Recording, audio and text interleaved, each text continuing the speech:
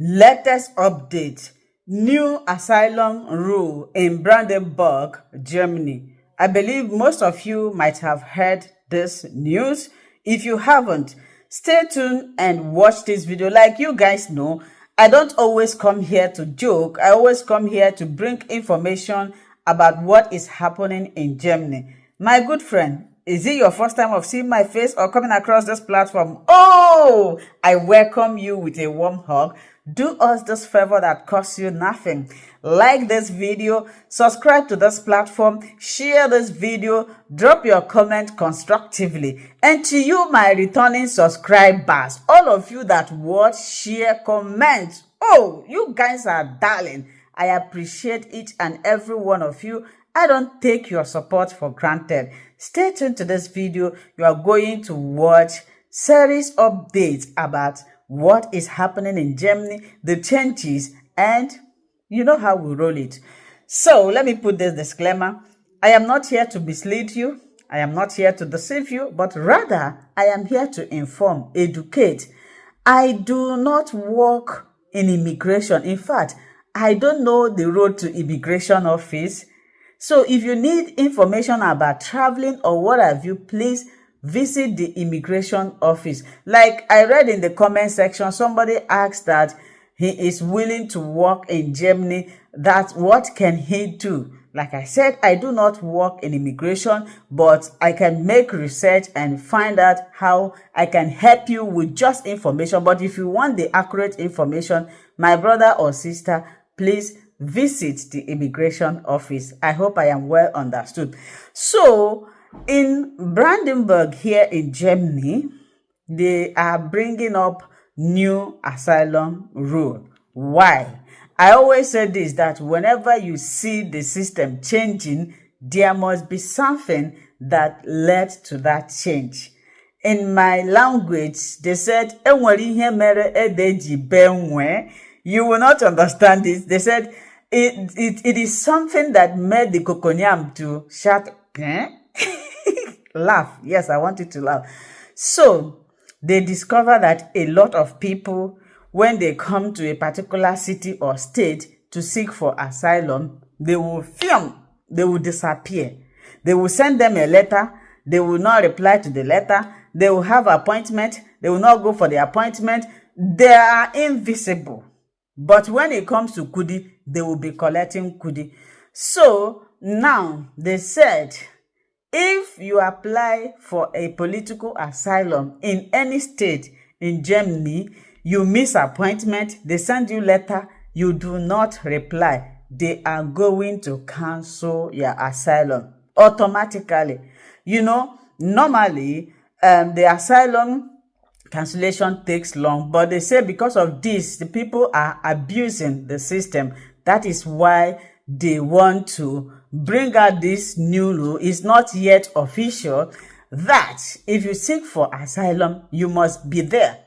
When they call you, must answer. When they send a letter, you will reply. So, but Frederick Mays is saying something. He said that if they should do it like this, that the innocent people are going to be hurt. People who do not deliberately wanted to miss this appointment, or maybe somebody might travel, or, you know, it's not around when the letter is sent and the person misses it. So because of this now, you will cancel the asylum. He said it's not going to be, you know, fair for those people. So if you are watching me right now, you are among those that have sought for political asylum in a particular state or city. You leave it. You go and leave your baby mama. You go and live with your baby papa. You go and live in another state. This is for you. So another change is that is not official. This one may happen next year. Here in Germany, they are going to be wearing school uniform. Who have heard this? I just saw it once on TikTok. Like I said, it's not official. These things might take place next year. Well, some parents, in the comment of the video, some parents were saying it's good, it will make the children, you know, to be a bit disciplined, not changing clothes, not thinking, figuring out the kind of clothes your child is going to wear. It will also make discrimination to stop, that this child will feel I'm putting on better clothes than the other people. In Nigeria, we does that. In England, I think they wear school uniform. But for me, it's also good. But do you know, if your children play so much, which means every blessed day you are going to be washing, because if they are wearing different clothes, all you need to do once they come back, you leave it, and they'll put on another one. You don't literally need to wash that one that particular day. But if they are playing too much, they need to look neat, right? So this is my own worry, because my children, they play well. So I don't know how I'm going to cope with this. And another thing, these things will start next year. This one I'm about to say now have started already. You know, before the teachers decide which school your child will go. And also sometimes some parents feel that, oh, it's unfair, my child is supposed to go to gymnasium, the teacher say he or she is going to Realschule or Gesamtschule or this. Now they have to write a test. You will decide, the teacher will decide that after everything they will write a test. If your child passed this test, then he or she will be able to go for where is suitable for him. So now let's listen from our sister about the new asylum law in Brandenburg and many things that is happening here. Stay tuned. Watch this video to the end, okay?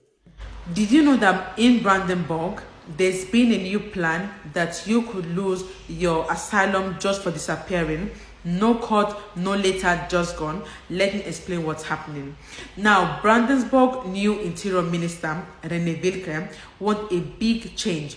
If migrants hide from the system or disappear, their asylum status should be removed automatically. What does disappear mean?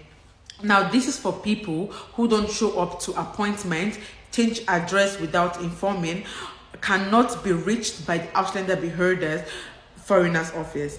Right now, Germany has to follow a legal process to cancel asylum, but Wilke says this takes too long, and this is what he has in stock. Wilke wants the new law to say if you're not reachable, your asylum status is automatically removed.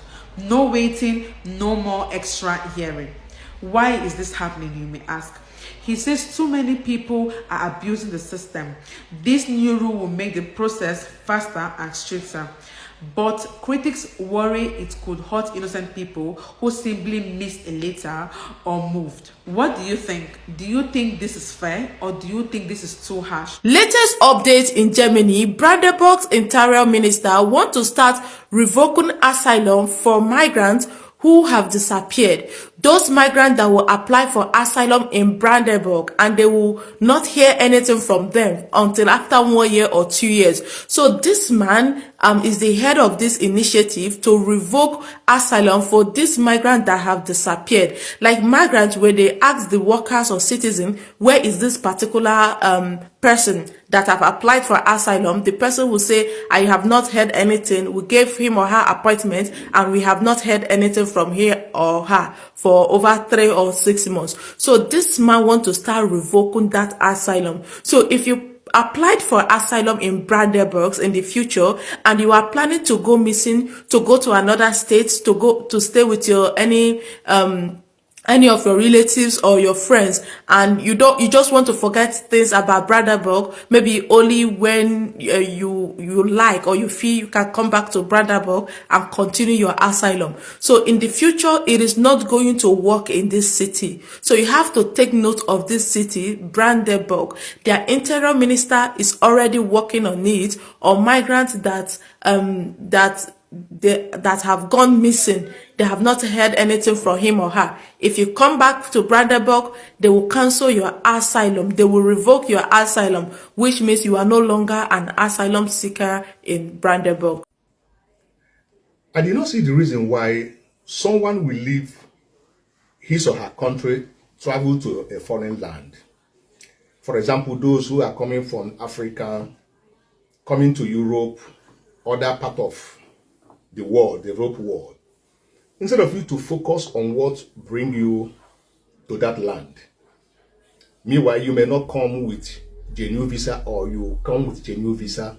Some come illegally, then they accommodate you. All that you can do is to go to the street and start fighting, disgracing the nationality of where you come from, your passport, your flag, your nation, thereby making life miserable for those who are genuinely living in the land, those who are working. There is one thing you should know in Western land.